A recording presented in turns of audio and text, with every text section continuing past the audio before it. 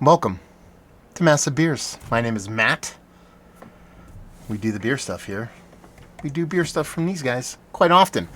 That be Ecliptic Brewing. This is their ninth orbit. This is a New Zealand style Pilsner. They send off boxes probably at least once or twice a month. Some I review, some I don't. Most of them I do. New Zealand Pilsner, so a little New Zealand hopped Pilsner. Kind of excited for this. What does it say? Ninth orbit. They usually have a little story time on here. I don't see a story time though. It's got an ABV of 5.5%.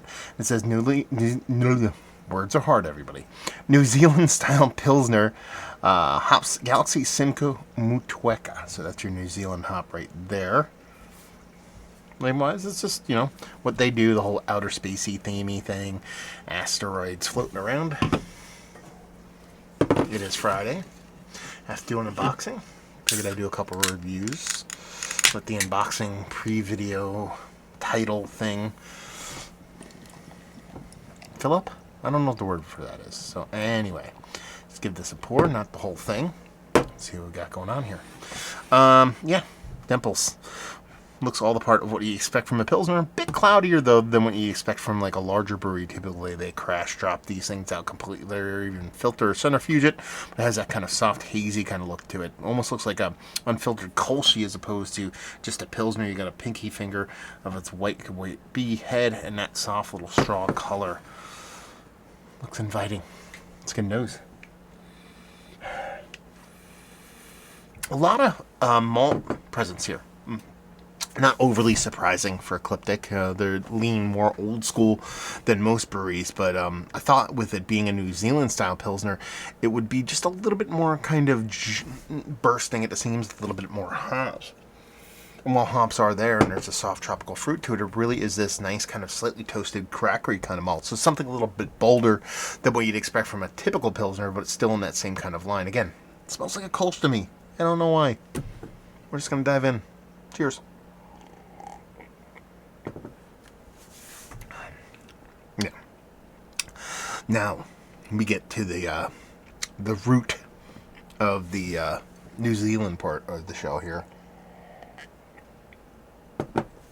Much more explosive hop-wise than what the nose leads you to believe.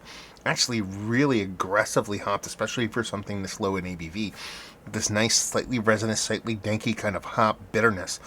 Much bolder than what you expect from a typical Pilsner, or even Czech level stuff.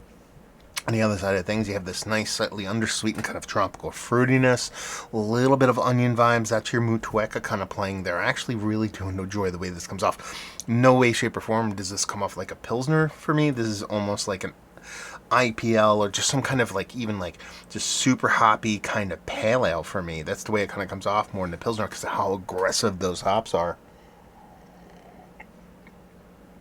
The malt presence here is a little bit beefier than what you expect from a Pilsner. Maybe a Vienna lagery kind of thing going on here.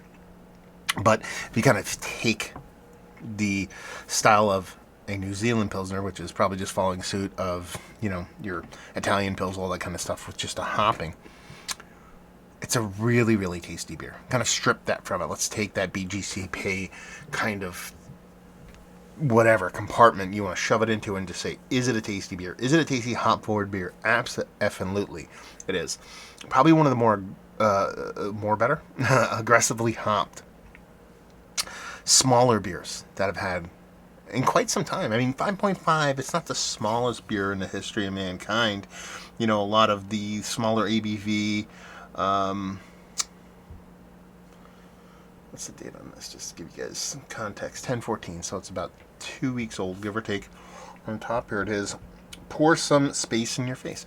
5.5, there's some lower ABV hazies that really do it for me. This is almost like the old school East Coast kind of IPA, but in like a tauter kind of lager format with the new school kind of hopping, so it kind of comes off in a very fun way like that. I really do enjoy it. Close my eyes, do this as a mystery beer. Do I think it's a Pilsner and all? I don't. I think it's somebody's kind of like take on a new school take on a maybe even a Westie, like a West Coast kind of pale ale. But regardless, the way the hops come off, the way the beer comes off is very delicious. This dude's a fan. So there you go. I don't know what else we want to say. It's just tasty AF beer. Listen, Ecliptic as a whole, it can be a little hit or miss for me, but more often they are hits. And when they do nail it, they nail it quite well. That's probably one of my favorite beers that I've ever had from them. It's just that good. And just in general, like if we're going to pigeonhole it into Pilsners, one of the better Pilsners I've had as late in the conversation, not Mount Rushmore, so that's low ABV, non-hazy hoppies. That's a wide category, and this is up there. This is Mount Rushmore, so that's that tasty. Very explosive hop-wise, sneaky on that nose, and just gives you this real clean, crisp, kind of bursting at the seams hop presence that's not afraid to be bitter. I dig it. So there you go. Let's talk about it. Ecliptic, what are your experiences? Had the beers, been to the brewery. Have you had this particular beer? If you did, let's have a conversation out there. Hopefully you guys enjoyed our review. Hope we'll see you next time. Cheers, y'all.